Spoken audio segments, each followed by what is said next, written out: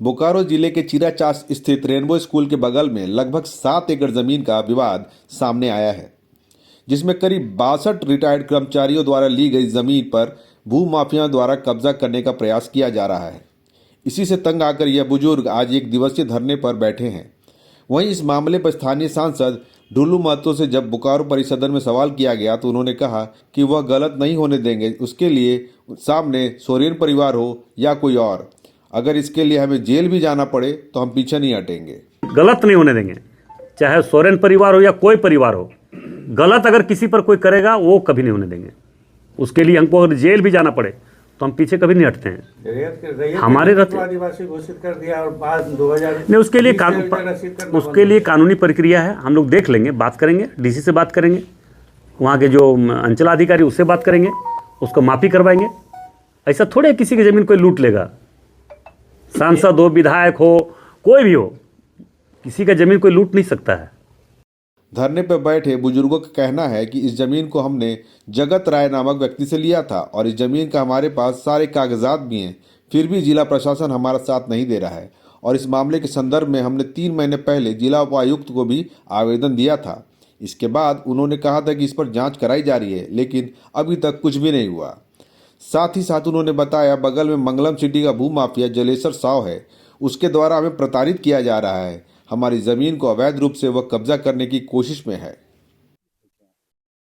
धरना पर इसलिए बैठे हैं कि हम लोगों को भूमाफिया के द्वारा तंग किया जा रहा है। बगल में मंगलम सिटी का भूमाफिया जलेसर साहब है और वो चाह रहा है कि हम लोग की जमीन पर अवैध कब्जा करें। वो आप लोग ये जमीन अपना दावा करते हैं, पेपर है आपके पास? हमारे पास टोटल पेपर है।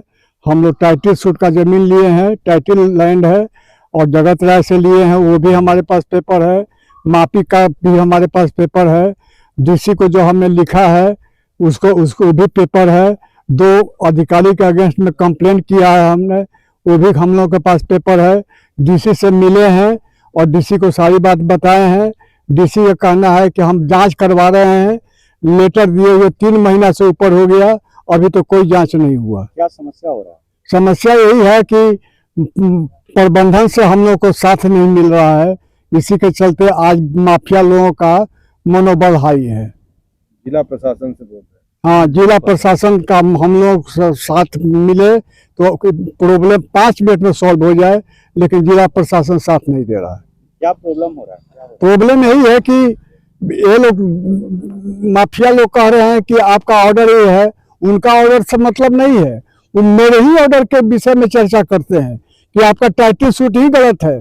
तो हम बोल रहे हैं, हम लोग बोलना है कि टाइटल सूट यदि गलत है तो 55 साल ऑर्डर का हो गया, आप चले जाइए हाई कोर्ट उस टाइटल सूट के अगेंस्ट में। हाँ, क्योंकि कोर्ट का मामला तो कोर्ट में फैसला होगा ना। आपका जो है सो टाइटल सूट हमारा गड़बड़ है। उसके बाद में उनका कहना है कि आपका टोटल जमाबंदी खत्म हो गया है। तो मेरा जमाबंदी खत्म हो गया तो ये माफी कैसे हुआ? जमाबंदी खत्म हुआ और ये कैसे हमारा कैसे जो है सो रसीद कट रहा है 2021 तक। हम लोगों का जमीन 7 एकड़ 71 डिसमिल टोटल 62 रिटायर्ड कर्मी है। अभी कितना जमीन पे वो लोग इंक्रोचमेंट कर रहे हैं? इंक्रोचमेंट अभी किए हुए हैं हमारा 10 प्लॉट पर। 10 प्लॉट को क्या किया है कि वहाँ पर जो है पिलरिंग किया हुआ था, बाउंड्री किया हुआ था, वो रौंद दिया गया जेसीबी मशीन लगा करके। मापी करने के लिए हम लोग आए हैं तो मापी हमको पुलिस प्रशासन नहीं करने दिया। इन्हीं लोगों को चलते कि इन लोगों का मापी हो जाएगा तो फिर हम कैसे इंक्रोचमेंट करेंगे। और उन लोगों का नियत यही है कि हमारे जमीन को किसी तरह कब्जा करें। कौन कौन लोग हैं वो लोग? वो लोग हैं सिर्फ जलेसर साहब और जलेसर साहब के जो गुर्गे चमचे हैं वही लोग हैं।